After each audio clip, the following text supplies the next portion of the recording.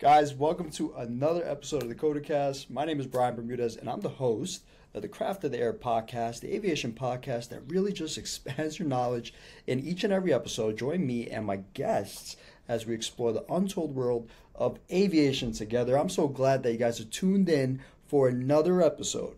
You know, this is actually, admittedly, take two of a great episode that Cassem and I have recorded a couple of days ago, and I'm introducing back for the second time on the COTACast. A lot of fans will remember Cassem Stephenson. He's a aircraft maintenance engineer for a mainline airline here in the United States, a straight A student, and the president of the Aerospace Maintenance Competition of 2024. Cassem, thank you again for being on this episode of the COTACast.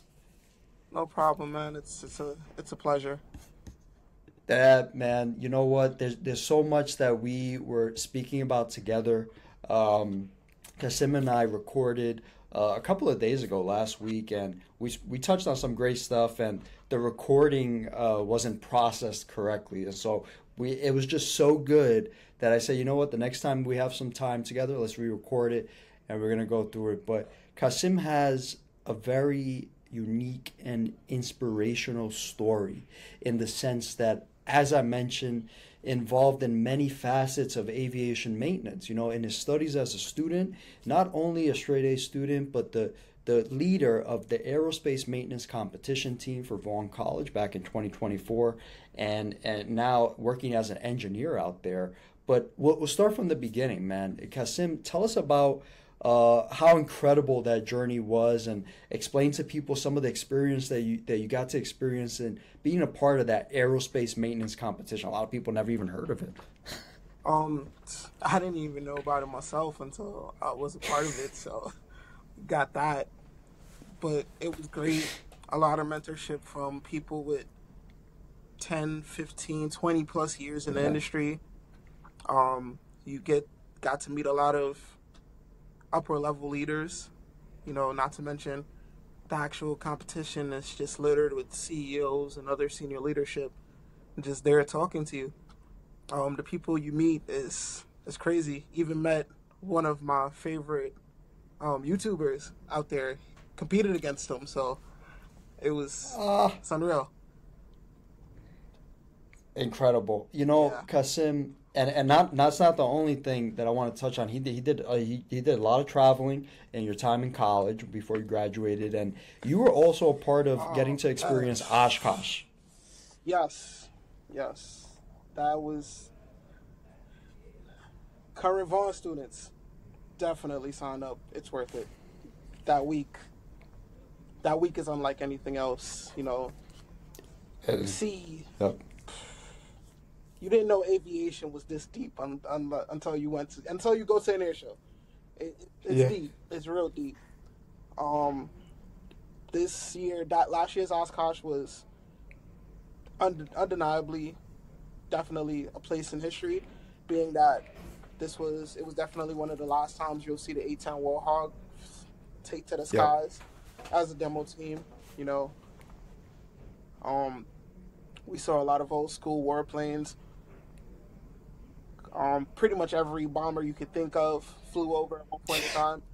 Not to mention the rows and rows of Cessnas and Vision jets and ultralights. Yes, it's you wouldn't know that aviation is this big until you go to an event like this. It's crazy. Yeah, and it wasn't only that, right? It was like they had like special events. I wasn't personally there, but I heard from Cassem and some of my other students, they had like a movie night, and then they had like a meet and greet.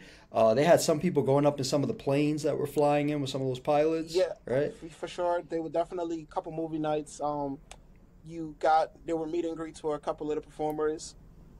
You had the ride where you could go up in one of the Ford TriStar. Helicopter rides, and the fireworks. That's probably the finale, probably the best part. Yeah, I forgot about that, right? Yeah. You haven't experienced until you see it shooting off the edge of the plane's wing. Yeah, exactly, right? Right. I mean, he's not kidding. You really see every plane, every walk of life of aviation, it all converges on this one event. For sure. For sure. Yeah, it's incredible, you know, and not to mention, as Cassem mentions, the types of people that you get to meet and interacting with these types of events. You know, aviation is a small community, but it feels really large when you're a part of something like that, right? Exactly. Yeah, yeah. It's different. That's all I can say. It's different. Yeah. But Yes. if you're an av geek, you're gonna get excited.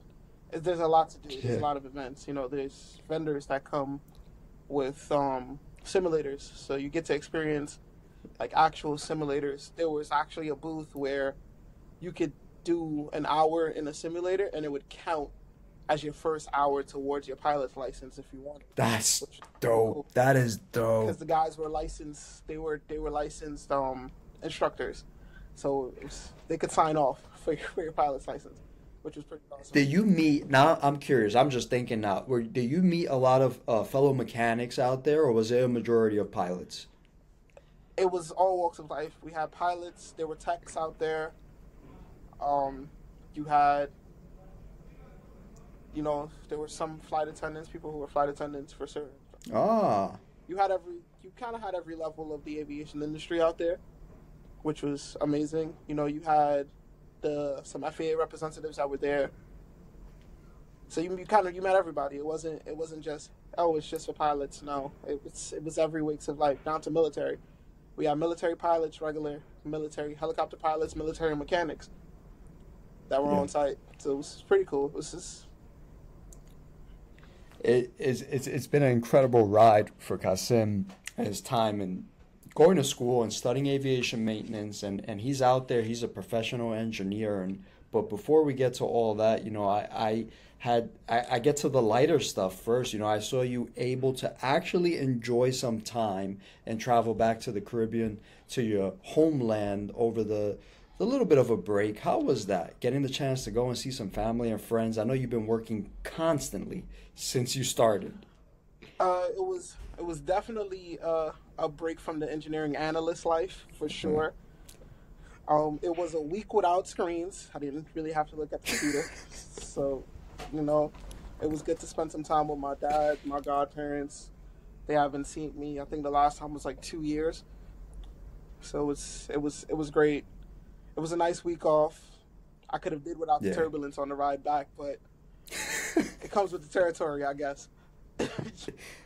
Every time Cassem and I have traveled, he's so good at knowing. He can tell you if it was the captain that landed or the first officer, depending on the turbulence. He's really good with that stuff. So if there was turbulence, I know it was pretty severe.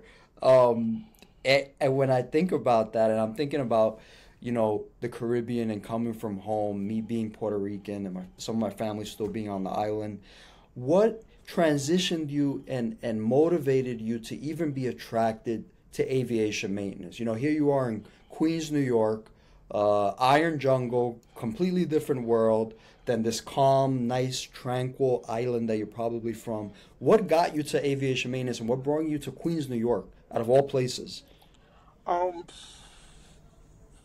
It's a part of growing up in the islands and then traveling to live here.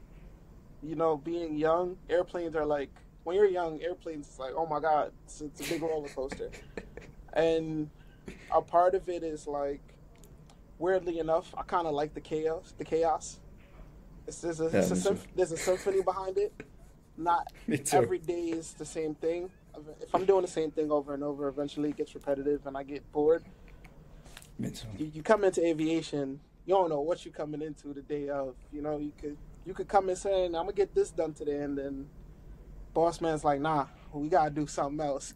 Switching it up. So it's a part of that. I find peace in the chaos in this industry, which is, it sounds weird, but that's really the what drives. I know a lot of people can probably relate to this. I can relate to what Cassem is mentioning. I know a lot of mechanics and students can relate to this, and people that have transitioned into living in New York City, right? This kind of chaotic environment. But I think, and I could be wrong, Cassem, but a lot of us were attracted to this field because we don't want to do the same thing every day. We can't sit at a desk and do the same task every day. Right. I mean, I sit at a desk, Yeah. but I don't do the same task every day. No, you don't But do the it's same thing. We're going to get into it's that. People are going to be surprised when they hear about what Cassem does, because I think a lot of people, it's misinterpreted that the only thing you can do in aviation maintenance is fix a plane at an airport. And that's leading me into, my next part of this. Cassem transitioned into being a straight A student, president of the AMC team, and then he transitioned into engineering at a major airline. And a majority of mechanics initially start line maintenance, but he's in the engineering analyst industry of this aviation maintenance. Tell us a little bit about how you got there. This is a very unique position, a lot of responsibility on Cassem, but he's the man for it. Tell us how you got this. um to be honest, I don't even know myself. I'm kidding. I'm kidding. Um we at Vaughn we get a lot of visits from some of the people that work in the industry, and I was fortunate enough my class we got to sit in with my current boss, the director of engineering, and two of the engineering managers. And Ah, to my surprise, I guess I impressed them during the presentation that they encouraged me to apply for the analyst role. I got a call, came in, I did the interview. A few days later, they told me that they were going to offer me the job. So hmm. I'm truly blessed by this opportunity, because I'm going to be honest, if I didn't land a job here, I probably would have been in some country in the middle of nowhere I was turning gonna up. ask you, Cassem.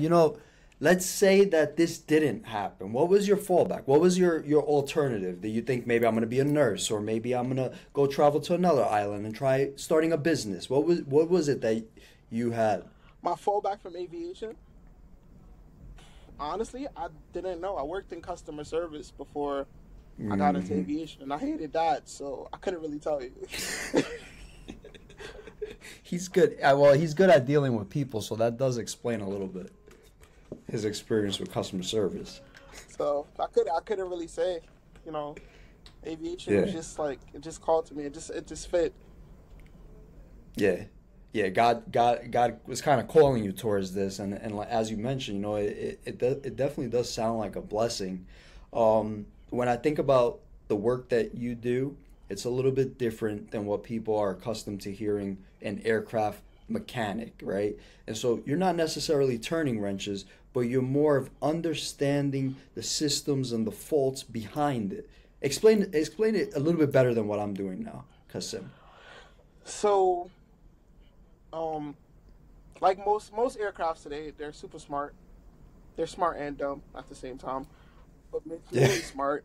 There's a computer for almost everything, and these computers monitor a set parameters. On the ground, we have access to these parameters because they get uploaded and distributed. We can pull them up. Um, what we do in engineering, where we don't necessarily change the parts, we would particularly, for example, like what I do, I'd monitor and I'd look for like a string of faults that's related to a certain component, Mm, and within a certain time, if it occurs repeatedly, I would say, I think we should change this. It could become a problem. So we're more predictive more than reactive. We're in the field. Mechanic might do an inspection and find something that's broken. We're trying to say it's still operating, but we're seeing that it's failing. We want it going before it actually fails. So it's like this. You step away from that. Engineering is more in the background where they go through SBs, look at ADs, and figure out the best time to implement it, working with all the other departments that's in this building and creating those. As a mechanic, they have task cards. I don't particularly do this, but the engineering group designs and plans out some of those task cards for the techs to complete mm, certain inspections on the aircrafts. So they build work essentially. right. It's incredible what he's telling me, because it's it's a whole operation and a whole world behind the scenes, right? You have a aircraft where most people are just focused on the pilot, and then you hear about an aircraft mechanic, and then people are like, whoa, yeah, I forgot about the aircraft mechanic. He's fixing the plane. But then even beyond that, there's a set of engineers behind the scene that are trying to understand and analyze these things. You know, let me ask you this. Would you say it's more difficult to understand certain problems being behind this control center and having these schematics and these technical drafts in front of you? Or do you say it's harder in the sense that you're not in front of the aircraft, you know? It depends on the role that you have, because engineering is they're broken down. So we'd have engineering niches. So you'd have a guy that's just strictly power plant. Doesn't work on anything else. Opposed to tech, you gotta know every plane. Nose to tail. So it get a little bit harder being a tech. Just a little bit harder being a tech. But where engineering gets a little bit complicated is that sometimes where a technician would he doesn't always have a solution for the problem, and he has to reach out for a solution to the problem. Sometimes in engineering, even though we do have the support of certain of the manufacturers, we kind of have to put in the elbow grease to figure stuff out.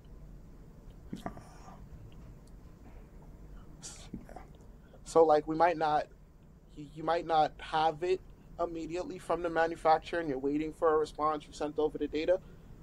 You're still in that time period trying to find some way to mitigate this problem because you don't want that aircraft sitting on the ground. Yeah. It's interesting, you know, when you guys work on these issues, and I'm saying it's interesting because he mentions that there's engineers for each department. There's many different aspects to this. And when you think about some of the issues that you guys encounter, would you say that as we progress towards more electrical systems and more technology, are we starting to see more faults that are computer or electrical as opposed to mechanical, or are we still seeing kind of a good balance between the two? Yes, computers are smart but stupid, and I say that in the sense of, take your laptop for example. Your laptop could just frizz out just by you turning it on improperly. Yeah. Or it getting turned off improperly. So with the introduction of more computers on these aircrafts, starting and shutdown procedures become really critical, because if you turn something off in the wrong step, it might not break it, but it might cause a fault because something didn't turn off in the sequence it was supposed to. Because it's just so many computers communicating and working at one time. Right. One thing goes out of whack, it confuses all the other computers. Right. Interesting. And when you're working on something like that, how does a mechanic, and I'm a line maintenance guy, so I'm not so much engineering, but how do you guys become familiar with these systems and understanding how to communicate with the computers and understanding the computer language and the logics? Is that something that these airlines train us on when we get out there, or is it something that a little bit of training, but you got to learn as you're going along by senior guys? We use that magic book we call the AMM. Yeah, we use it too. It's the Bible. It's used on all levels. AMM, IPC, TSI. Yeah, we got all of that. It's good to hear because, I just had a class. I was teaching the students how to locate information. And I said, you guys won't believe how important this is to find the information when you guys get out there. And I don't think they understand, Cassem, that these maintenance manuals are, 30,000 pages big? Never with it. Always go to the Bible. Yeah. That is well said. Yeah. Process? AMM. Yes. Yeah, without a doubt. And you even say that an engineer can learn something and he's done the task 10 times, but how do we know that information didn't change, that the torque values or some of the inspection limitations haven't changed? So the way that works is, like I said, we use the AMM, just like the techs do. The torque values that are in the AMM is what they'll put. Now, if there is a change to those torque values, let's say Airbus makes a change to the torque values, they revise it, they will issue a revised version of the AMM to show those revised torque values. You don't do anything without the AMM in this field. No. Even on an engineering level. No. Well said, Cassem. Yeah, well said. I mean, yeah, it is literally, for people listening, the AMM is the aircraft maintenance manual, and it literally tells an engineer how to do the anything from the nose to the tail. You know, the simplest test to removing and replacing a reading light to working on the generator of a jet engine. And what Cassem is mentioning is absolutely true. What he does for a living is literally between life and death. Checking a maintenance manual can be the difference between a catastrophe happening and just an everyday flight occurring. You know, when you're working on all these complex issues, right? And I just thought of this, but when you're driving home after your shift, does it ever get to you saying like, man, I just analyzed like 5 planes, they're flying around. Like, does that pressure, do you ever think about it? Or is this something that you've gotten used to and you're confident in your work as an engineer now? So in my role, my analyst role, I'm not as critical as an engineer. So it's more like I report, like I analyze and I report, and then either another engineer or the tech support department would make a decision on the data that I sent to them, whether or not to act on it. So this is always a second pair of eyes. For me, it's more like I don't look at it as like a component just got swapped out. I just look at it like, all right, so I found that this computer wasn't working. They swapped it out. We just spent some money on it. Hopefully, it's more like, hopefully that's the fix. You don't want to just swap parts and it doesn't give you the solution that you're looking for. So my thing is ensuring that what I found 30 days, 60 days later, the issue's not coming back again. We're looking for a permanent fix. That's our goal. I mean, permanent is the word we use, but you're looking for it to last. What's the manufacturer's expectancy on wing? That's what we're aiming for. So, if a manufacturer tells us it's supposed to be on wing for 4,000 cycles, we're looking for 4,000 cycles. Anything before 4,000 cycles is a red flag. Yeah.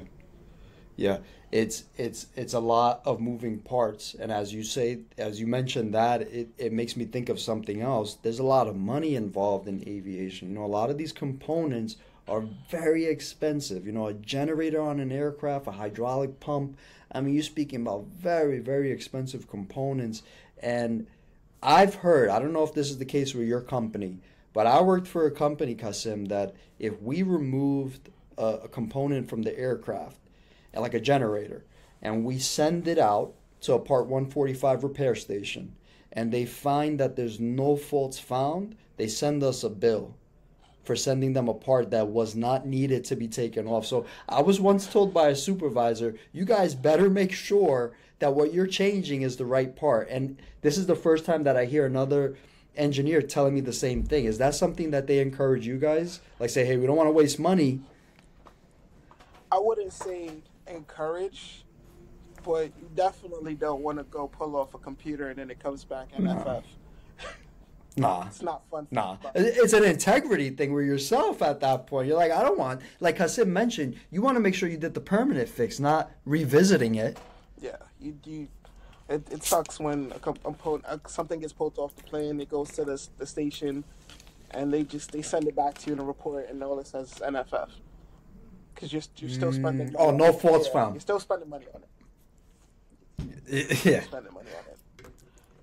It's interesting, Cassem, because now that I mention it, now that we don't even have like a script or anything, I'm just thinking, we're just talking here, and I'm thinking to myself, I think I was in the class when the 2 engineers from JetBlue went to visit your senior class. I think right? so, I yeah. think I was there because they were talking about jet engines and fault rates and about improving Yep. the time between faults of failures of jet engines. And I would have never guessed that as a result of this meeting that we had, Cassem was able to meet one of the engineers and become a part of the company, a very good company, I would say. What's one of the biggest surprises for you being in aviation maintenance, transitioning from being a student in college, graduating, and going out there and working? What's one of the biggest surprises for me where I work right now? The fact that the vice president of Tech Ops office is right behind me. Oof. Yeah, it's, He's with the big dogs, man.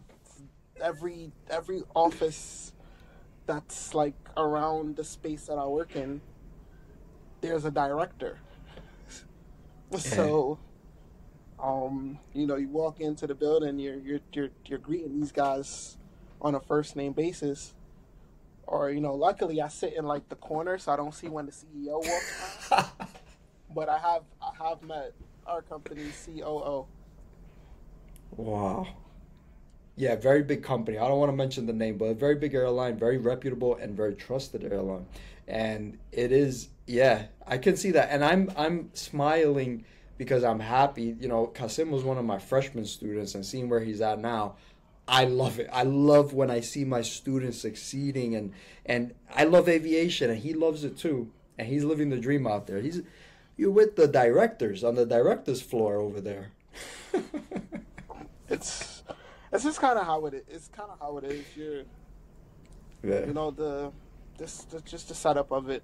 Everybody's in like close proximity with each other. So you see these guys, you work with these guys, you work with them. They teach you. Is it a fast-paced environment, Cassem? Or is it more like you get time to work on your assignments? Or how does that work? Yes Working and no. Okay. Yes and no. Yes, sometimes you may have time to work on the assignment depending on the assignment that you're working on. And no, because sometimes, like I said, the VP might want something in like 3 hours. So you only got 1.5 to get a draft done, 30 minutes to review it, and then another 30 to tighten it up to present the information that they want. So it's kind of like working in the field, Yeah, I was gonna say, yeah. Hangar, you got time, you got all night. You work on the line until you don't. Yeah, until you don't. You work on the line. You might just have 45 minutes. So you gotta make it happen. Is the aviation life as a whole? Aviation jobs are just fast paced, right? It's just quick. Time is a major factor. You don't want to be late for work. That's one. Two, you always want to try to hit your deadlines and give your deliverables when they're supposed to be delivered. There's times that you might hit a wall. You have to let your supervisory know, hey, listen, I might not be able to hit that time that we need. Could I revisit it maybe another day? It's always good to communicate that. That's where like the communication factor comes into play. But for the most part, like I said, it depends on when it's needed. You might have 6 weeks to get it done. Other times, you got to throw something together in 30 minutes. Yep. When you start, topic that we spoke about last week, and a question that I definitely know some of the viewers and listeners are interested in, AI. Are we seeing more AI software, like predictive maintenance software? Are we seeing stuff like that being introduced into maintenance practices? Yes, heavily. Yeah. Heavily. It's been talked about for years. It's like it's an easier way to crunch the numbers. Yeah. So that us guys could use our brain powers to figure something else out. Yeah. Heck has yeah. it been implemented in the field yet? I'm not too sure, but it's definitely been talked about across. Yeah. Oh, well said, Cassem. You know, I think about the future. Your future is very bright in aviation maintenance. So many opportunities out there, and so many different things that you can do in aviation maintenance. If Cassem wanted to come back to the college, we would welcome him with open arms. If he wanted to teach, he's an engineer. He can go and fix planes. He can open a business. I mean, there is no limit on things you can do in aviation maintenance. But where do you see yourself? What's inspiring you towards the future? Do you see yourself staying with one of our national carriers and becoming a manager or managing a hub? Or do you see yourself maybe branching off into your own business? To be honest, I don't know yet. I'm kind of seeing what this takes me and just soaking up everything that I can learn from these guys here in the engineering department. You know, I'm an analyst. My current goal is to become an associate engineer. And I'm just learning as I go along. I'm learning from the director, from the senior managers, from the other engineers that's in the department. I'm even learning from people that's in others like different sectors of what we do in tech ops, because tech ops is broken down into a lot. It's right now it's learning and charting the path. I don't know what that path looks like in the next 5 years, but I know it's going to be interesting. Yeah, I was going to say it's exciting to think about, even if you don't know. And I like what Cassem mentions. He is learning because he wants to learn. He is taking that initiative to learn. There are mechanics out there that will work 20 years and change a tire every single shift, and that's all they know. But it's the mechanics that take that initiative to learn more and learning from other departments and getting that knowledge, then going to do something, you know. And I think that's well said, Cassem.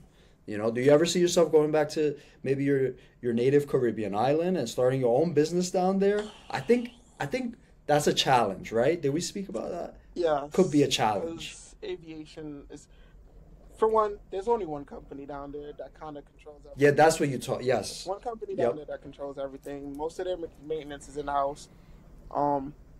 There are a couple tasks that they can't do themselves. They do require an MRO for, but you don't necessarily need to have the MRO on the island. The MRO could be anywhere in the world. Fly there, yeah. Yep. Like, for instance, I've known of some carriers here, some of their heavy maintenance work is actually done in Brazil. It's done in Mexico.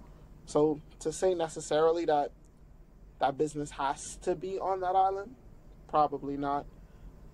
Is it a possibility? With the fact that I have an FAA license, yeah, I could probably get certified to work on somebody's engines from up here. But I'd have to do more research into that to see what that looks like.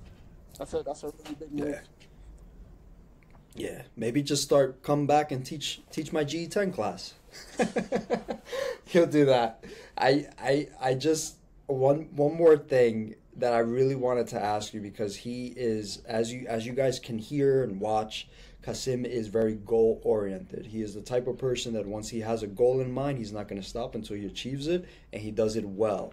What's one piece of advice that you would give some of our students that are maybe just starting, or maybe people listening that are from other parts of the world saying, I don't know if I'm going to be able to do this. You know, I'm not sure if I'm going to be able to get to engineering and become an analyst. It seems like a lot of work. One piece of advice I would give anyone is to see it through. Stick on it. It's going to be difficult. Trust me. You're going to have times that you're going to want to quit. I've faced that wall myself going to Vaughn. It has times where it's like, I'm like, I can't do this. This is hard. But it's a lot, you just have to see it through, put your best foot forward, and seek more information than what's being given to you. Like, our textbooks, they're 300 pages long. You probably only cover about 50 pages of it, if so much, because there's so much data that you have to learn. And even what you learn in the textbook is just the tip of the iceberg from once you get into the field. And after you get into the field, just continue to learn, absorb information. Don't be that mechanic or engineer or whatever you decide to do in this field that just gets stuck with the times. The technology evolves. You got to evolve with it. Well said. Exactly. Yes, well said, Cassem. And you know, I well, I just have one more question because now I'm just gonna keep thinking of questions. So we gotta end the episode. But then I just keep thinking of other questions to ask you. But it's do you see where do you see aviation maintenance going? I mean, we speak about AI, we speak about the newer aircraft coming in. Can you see one day pilots not being in the flight deck and us as mechanics, engineers, more being on the plane? People that can fix and understand the systems. The day that they decide to not put a pilot on the flight deck is the day I stop flying. Woo! No way. So I have to kind of agree with this. that's the day I stop flying. So I agree with everybody, this. everybody looks at it like, yes, there is autopilot. Yes, for a majority of the flight, the autopilot is on. But the reason your pilots are there is because they are trained for these situations. In the event that the autopilot stopped working or something goes haywire, they're there to handle and assess that situation. That's what they're trained for. This is what they go back to their simulator training for every year. Yes. It's to make sure that they're, and captains go twice a year, it's to make sure that they are ready in the unlikely event of an emergency situation. They train multiple emergency scenarios. You not having somebody train for that emergency scenario on that plane is a guarantee that that's not going to play out well. So there's been talks about having one pilot on the flight deck. No, that's the day I stop flying. I'm not different. I'm not doing it. I saw that Airbus had plans to design an aircraft that had a lavatory in the flight deck because for single pilot operations. And I'm thinking to myself, man, but that's a hazard on its own, having a lavatory in the flight deck. Imagine the pilot go to use the bathroom and the autopilot cuts off. Right? I was just saying this to someone. I was just saying that to somebody. And it's like you mentioned, they're all computers. Like you said, a laptop can freeze, you know? It's a computer. Wait, one more question. I got to keep asking you questions. Do you see a majority of the mechanics, pilots, engineers, whatever, everybody in aviation, is it more younger people coming into the field as people retire, or are you seeing middle-aged people still coming in and saying, no, aviation is a field for me? It's a mixture of both. You know, a lot more young people are getting invested in the career because it's more, there's more outreach. They're like more actively trying to recruit people into the industry. Because back then, you know, a lot of people didn't really know about aviation. All you knew about aviation was the guy that flied and the person that gave you cookies. Yeah, for real. Yep. You know, that's all most people. And then the dude that throws your bag and breaks it. Yeah, for real. That's all people saw. Because that's the front line. People are learning more about the back end of the business, which is great. And there's a lot more interest in it. So I'd say it's a mix, you know, young kids, people like 25 to 30, even some people that's in their like early 30s that are changing careers. You know, it's actually, for one, I know at most airlines, they actually give incentives for their ramp workers and their AOs to become like pilots and mechanics. They're making those programs. So it's a good thing. It helps the workforce. It keeps it flowing steady. And for a GO and an AO would know roughly, should know, I would assume they'll know the basics about the aircraft. Yeah. So should make a smooth transition. Do I say there's a cutoff age for you getting in aviation? Nah. At whatever age, if you're willing to put in the work, go do it. Yeah. You know, if you're 45 and you just want to fly Cessnas 60 hours to get your private pilot's license, why not? You know, that's it. 60 hours. Yep. Cassem, you know, I could keep going on with you for hours.